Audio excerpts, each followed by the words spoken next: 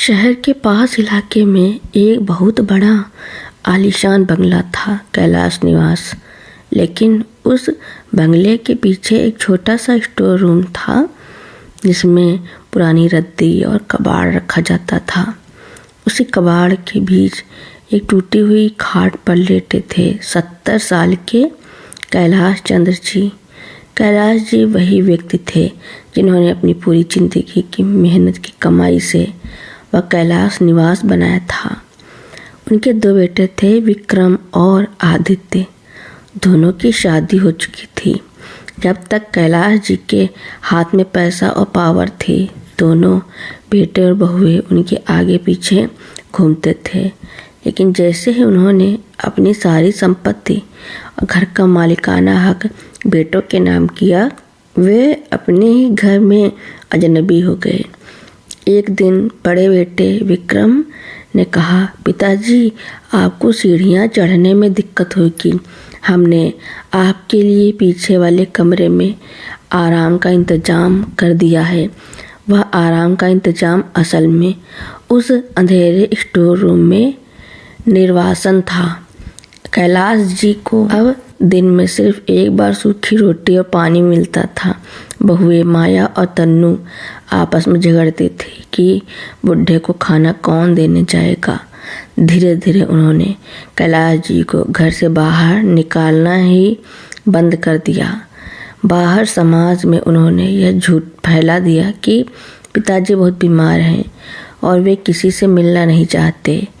उनकी याददाश्त चली गई है। एक रात कैलाश जी ने सुना कि घर में बहुत बड़ी पार्टी चल रही है। विक्रम की पदोन्नति की खुशी में जश्न था। म्यूजिक की तेज आवाज़ और लजीज खाने की खुशबू स्टोर रूम तक आ रही थी। भूख और प्यास से व्याकुल होकर कैलाश जी घिसटते हुए दरवाजे तक आए और कुंडी खटखटाई। विक्रम गुस्से में बाहर आया और बोला, क्या है, क्यों शोर मचा रहे हो? मेहमान आए हुए हैं। तुम्हारी हालत देखकर हमारी बेइज्जती होगी। चुपचाप पड़े रहें। उसने दरवाज़ा बाहर से लॉक कर दिया। अंदर कैलाश जी की आंखों से आंसू गिर रहे थे। उन्होंने देखा कि कमरे के कोने में एक पुराना अखबार पड़ा था जिसमें उनकी फ़ोटो छपी थी। उनके बेटों ने अपनी सामाजिक प्रतिष्ठा बढ़ाने के लिए एक ट्रस्ट को दान दिया था और अखबार में छपवाया था, स्वर्गीय कैलाश चंद्र जी की स्मृति में दान। वे चौंक गए। उनके बेटों ने उन्हें जीते जी स्वर्गीय घोषित कर दिया था ताकि वे उनकी वसीयत के बचे हुए पैसे और इंश्योरेंस का क्लेम जल्दी ले सकें। तभी किस्मत ने करवट बदली। पार्टी में शहर के जिलाधिकारी भी आए थे जो कैलाश जी के पुराने मित्र के बेटे थे। उन्होंने विक्रम से पूछा, अंकल कहाँ हैं? मैं अंकल जी से मिलना चाहता हूँ।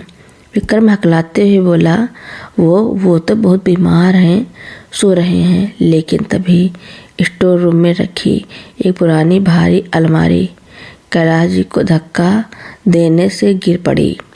चोर की आवाज़ सुनकर डीएम साहब का माथा ठनका। वे आवाज़ की दिशा में भाग गए।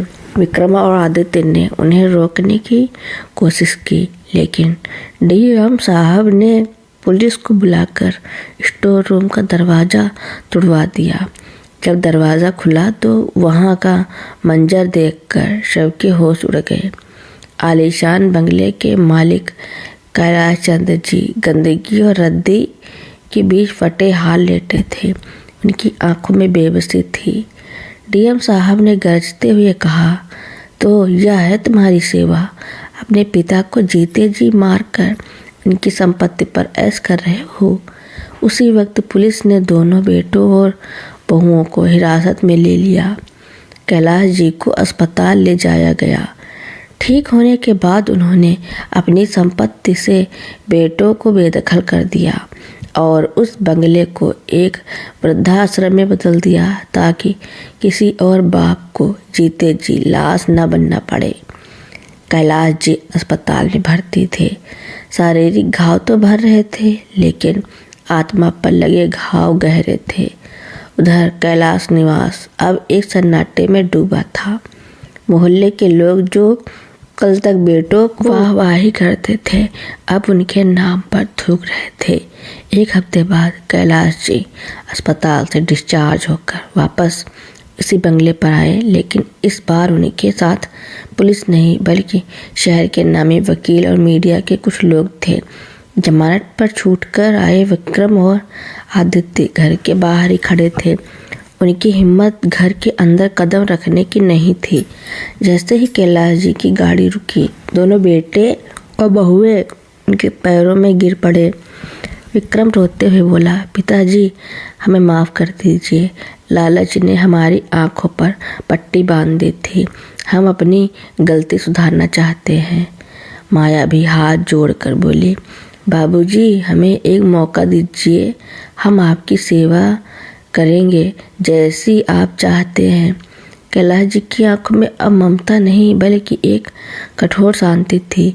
उन्होंने ठंडे स्वर में कहा, सेवा की कीमत तुम लगा चुके हो, अब बारी मेरी है। कैलाश जी ने वकील को इशारा किया। वकील ने सबके सामने एक नया कानूनी दस्तावेज पढ़ना शुरू किया।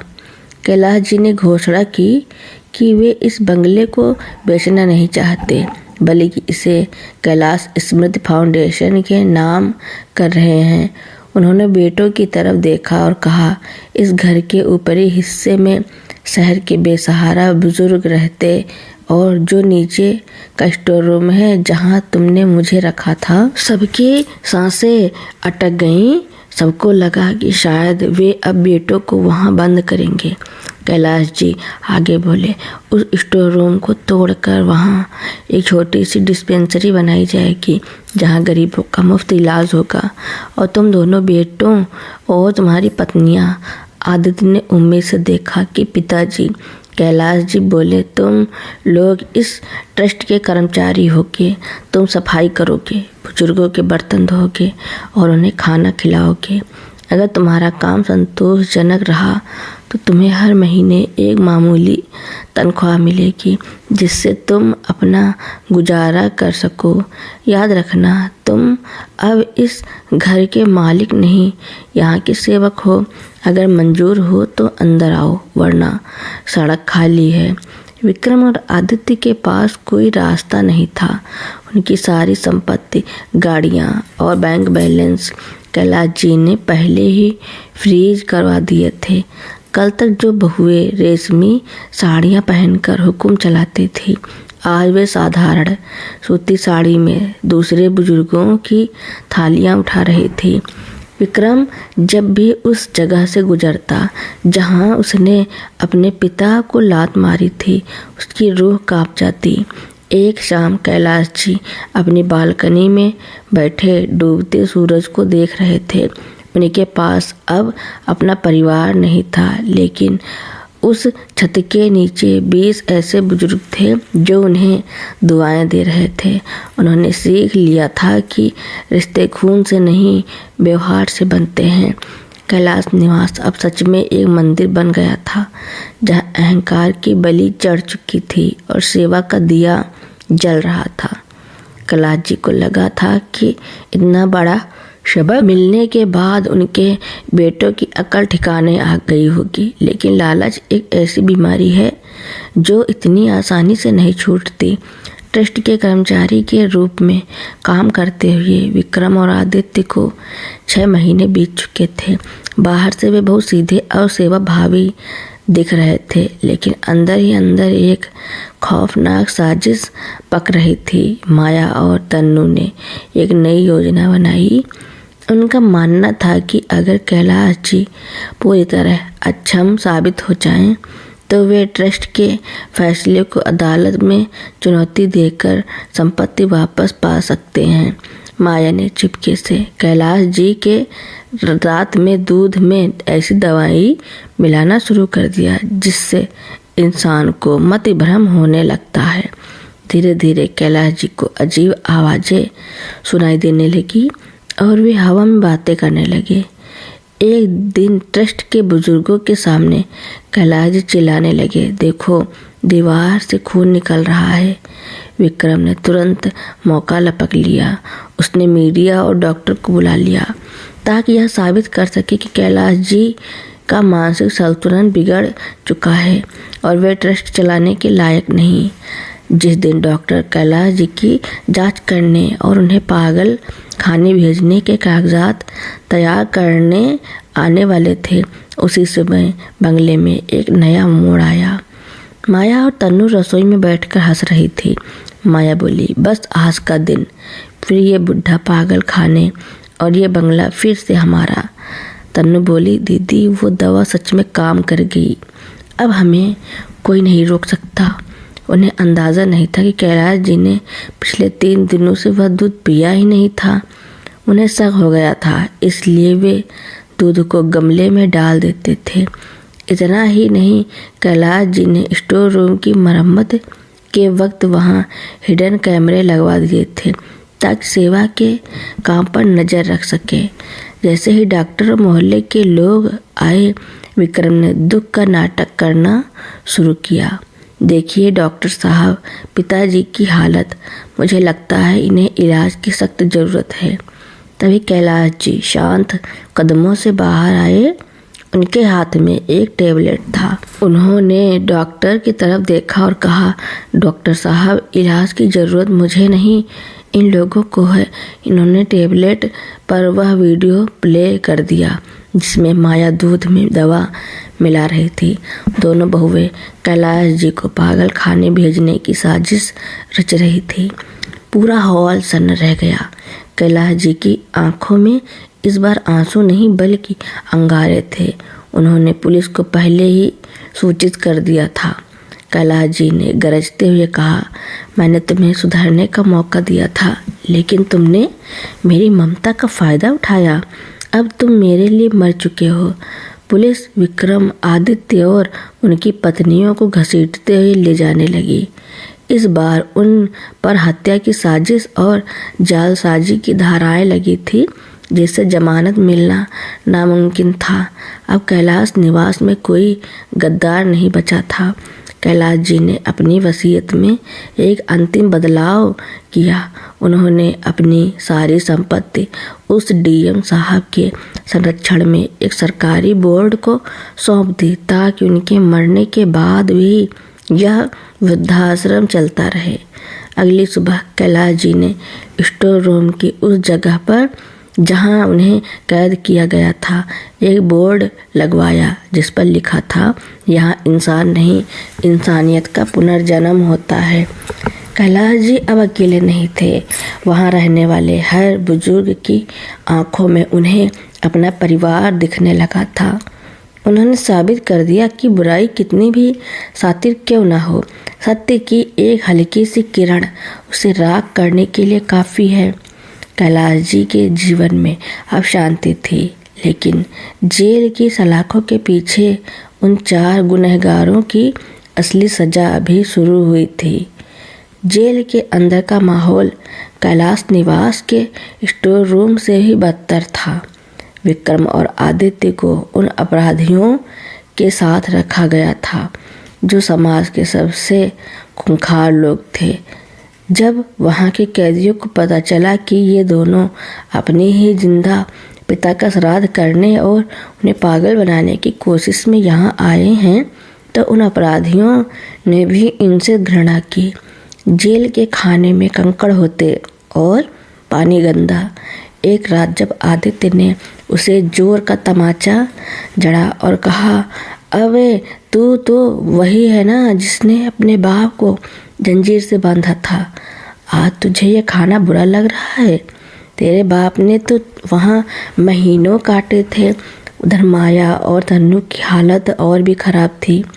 जेल की कड़ी मशक्क़त ने उनके हाथों के सारे नाजुकपन को ख़त्म कर दिया था। उन्हें सुबह से शाम तक जेल के भारी पत्थर पीसने और शौचालय साफ करने का काम दिया गया। जब वे थक कर चूर हो जाती तो उन्हें वही एहसास होता जो कैलाश जी को उस वक्त हुआ था जब वे भूख से तड़प रहे थे। 2 साल बाद कैलाश जी को खबर मिली कि विक्रम की तबीयत बहुत खराब है और वह उनसे आखिरी बार मिलना चाहता है। कैलाश जी भारी मन से जेल पहुंचे। सलाखों के पीछे खड़ा विक्रम अब हड्डियों का ढांचा बन चुका था। उसकी आंखों की चमक गायब थी। उसने जैसे ही अपने पिता को देखा वह फूट फूट कर रोने लगा। विक्रम बोले, पिताजी, मुझे मौत से डर नहीं लग रहा। बात इस बात से लग रहा है कि मरकर मैं भगवान को क्या मुंह दिखाऊंगा। क्या आप मुझे एक बार बेटा कह सकते हैं? कैलाश जी ने एक लंबी सांस ली। उनकी आंखों में आंसू तो थे पर वे पत्थर के हो चुके थे। उन्होंने धीमी आवाज में कहा, विक्रम, जिस दिन तुमने कागजों पर मुझे स्वर्गीय लिखा था उसी दिन मेरा बेटा मर गया था। आज मैं यहाँ एक इंसान के नाते एक अपराधी को देखने आया हूँ। कैलाश जी बिना पीछे मुड़े वहाँ से निकल गए। उनके कानों में विक्रम की चीखें सुनाई दे रही थी लेकिन उनके पैर नहीं डगमगाए। कैलाश जी ने अपने जीवन के अंतिम वर्ष पूरी तरह से समाज सेवा में लगा दिए। वे उन बच्चों को पढ़ाने लगे जिनके माता पिता नहीं थे और उन बुजुर्गों का सहारा बने जिन्हें अपनों ने त्याग दिया था। एक सुबह कैलाश जी अपनी कुर्सी पर बैठे बैठे ही शांत हो गए। उनके चेहरे पर एक असीम शांति थी। उनके अंतिम संस्कार में कोई खून का रिश्ता नहीं था लेकिन शहर के हजारों लोग रो रहे थे। हैरत की बात यह थी कि उनकी वसीयत के अनुसार उनकी चिता को अग्नि किसी ब्राह्मण या किसी उनके बेटे ने नहीं बल्कि उस वृद्धाश्रम की सबसे वृद्ध महिला ने दी जिसे कैलाश जी ने माँ का दर्जा दिया था। उसी दिन जेल में विक्रम और आदित्य को खबर मिली कि उनके पिता नहीं रहे। वे अंतिम संस्कार में शामिल होने के लिए गिड़गिड़ाते रहे लेकिन कानून और समाज दोनों ने उनके लिए अपने दरवाजे बंद कर लिए थे। वे अपनी कोठरी में बैठकर अपनी ही परछाई से डर रहे थे क्योंकि अब उन्हें अपनी पूरी जिंदगी उस अंधेरे में बितानी थी जो उन्होंने कभी अपने पिता के लिए चुना था। कैलाश जी के जाने के बाद कहानी ख़त्म नहीं हुई बल्कि उन बेटों के लिए एक ऐसे अंतहीन नरक की शुरुआत हुई जिसकी उन्होंने कल्पना भी नहीं की थी। जेल की काल कोठरी में बैठे विक्रम और आदित्य के लिए अब समय ठहर गया था। पिता की मृत्यु की खबर मिलने के बाद उनके अंदर का लालच अब और भयानक डर में बदल चुका था। उन्हें हर रात जेल की दीवारों पर अपने पिता का साया दिखाई देता। वे चीखते चिल्लाते लेकिन जेलर की लाठी के अलावा उन्हें कोई जवाब नहीं मिलता। करीब 10 साल बाद सजा पूरी करने के बाद जब विक्रमादित्य और माया तन्नू जेल से बाहर आए तो उनकी दुनिया पूरी तरह बदल चुकी थी। वे बूढ़े हो चुके थे, उनके बाल सफ़ेद थे और उनके पास सिर छुपाने के लिए कोई छत नहीं थी। वे लंगड़ाते हुए कैलाश निवास के सामने पहुँचे। उन्होंने सोचा था कि शायद अब वहाँ कोई नहीं होगा और वे चुपके से अपना हक जमा लेंगे, लेकिन गेट पर पहुँचते ही उन्होंने देखा कि बंगले का नाम बदलकर अब कैलाश धाम मानवता का मंदिर रख दिया गया था। जैसे ही उन्होंने अंदर कदम रखा, एक नौजवान सुरक्षाकर्मी ने उन्हें रोक दिया। विक्रम बोले, बेटा, मैं इस घर का मालिक हूँ। कैलाश जी मेरा बाप था।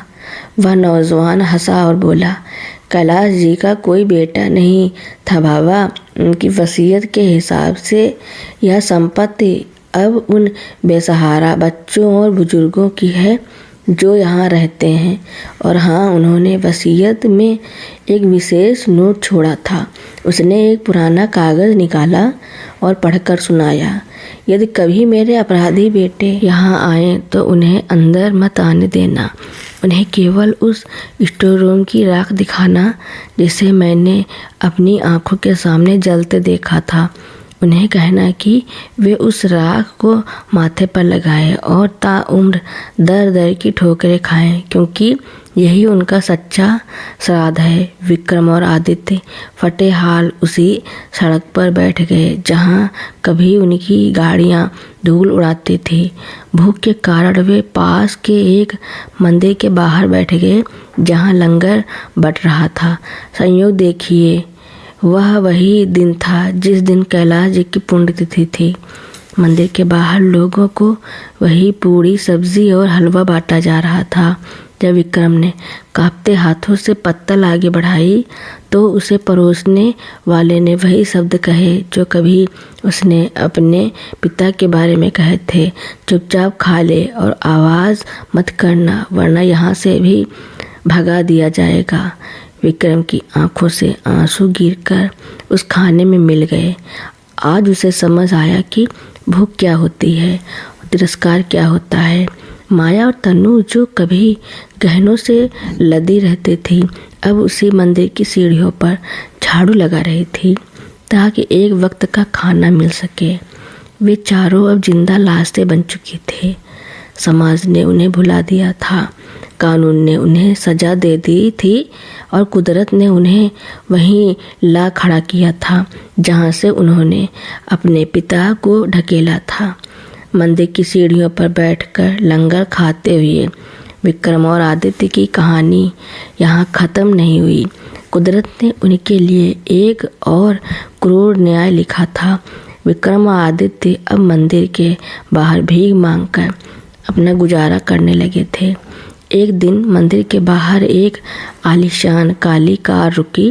उसमें से एक नौजवान लड़का उतरा जो दिखने में बिल्कुल विक्रम जैसा था। वह विक्रम का बेटा आर्यन था जिसे विक्रम ने बचपन में विदेश पढ़ने भेज दिया था ताकि वह इन सब काली करतूतों से दूर रहे। विक्रम की आंखों में चमक आ गई। वह लंगड़ाता हुआ दौड़कर कार के पास पहुंचा। विक्रम बोले, आर्यन बेटा देखो, मैं तुम्हारा पिता हूँ। तुम्हारी माँ माया यहीं है, हमें यहाँ से ले चलो बेटा, हम बहुत बुरे हाल में हैं। आर्यन ने चश्मा उतारा और घृणा से अपने पिता को देखा। उसने जेब से एक गड्डी निकाली और कुछ नोट विक्रम के पैरों में फेंक दिए। आर्यन बोला, मेरे पिता तो उसी दिन मर गए थे जब जेल की खबर विदेश पहुंची थी। आप जो भी हैं ये पैसे रखिए और दोबारा मेरे सामने मत आइएगा। समाज में मेरी बहुत इज्जत है और मैं आप जैसे अपराधियों का साया भी अपने घर पर नहीं चाहता। विक्रम पत्थर बन गया। उसने वही शब्द सुने जो उसने सालों पहले अपने पिता कैलाश जी से कहे थे, मेरी बेइज्जती मत कराओ, चुपचाप पड़े रहो। कार धूल उड़ाती निकल गई। विक्रम ने उन पैसों को नहीं उठाया। उसे एहसास हुआ कि उसने सिर्फ संपत्ति नहीं खोई थी, उसने अपनी अगली पीढ़ी के दिल में अपने लिए जगह भी खो दी थी। उसी रात शहर में जबरदस्त बारिश और ठंड थी। वे चारों उसी स्टोर रूम की दीवार के बाहर जा छिपे जहाँ कभी कैलाश जी को कैद किया गया था। अब वहाँ एक बड़ी चमचमाती हुई डिस्पेंसरी थी। ठंड से सिकुड़ते हुए आदित्य ने दीवार की ओर हाथ बढ़ाया।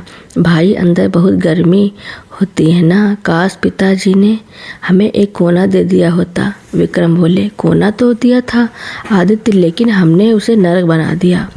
अगली सुबह जब कैलाश धाम के कर्मचारी डिस्पेंसरी का दरवाज़ा खोलने आए तो उन्होंने देखा कि बाहर 4 लोग एक दूसरे से चिपके कर मरे पड़े थे। उनके चेहरों पर खौफ और पछतावे की ऐसी लकीरें थी जिन्हें मौत भी नहीं मिटा पाई थी। अजीब बात यह थी कि उन चारों के हाथ उस दिशा में फैले थे जहाँ कैलाश जी की एक बड़ी आदम कद प्रतिमा लगी थी, मानो वे मरते वक्त क्षमा मांग रहे हों। ट्रस्ट के मैनेजर ने आदेश दिया, इनका कोई वारिस नहीं है, इनका अंतिम संस्कार लावारिसों की तरह सरकारी शमशान में कर दिया जाए। कैलाश जी का कैलाश निवास आज भी रोशनी से जगमगाता है। वहाँ रहने वाले बुजुर्ग और बच्चे आज भी कैलाश जी को याद करते हैं, लेकिन उन 4 नामों को शहर का इतिहास भूल चुका है। उन चारों की लावारिस लाशें जलकर राख हो चुकी थी। तो दोस्तों, मेरी कहानी सुनने के लिए आपका बहुत बहुत धन्यवाद। ऐसी ही कहानियाँ सुनने के लिए मेरे चैनल को लाइक, कमेंट, शेयर, सब्सक्राइब एवं बेल आइकन का बटन दबाना ना भूलना, ताकि मेरी नई नई कहानियाँ आप तक पहले ही पहुँचती रहें।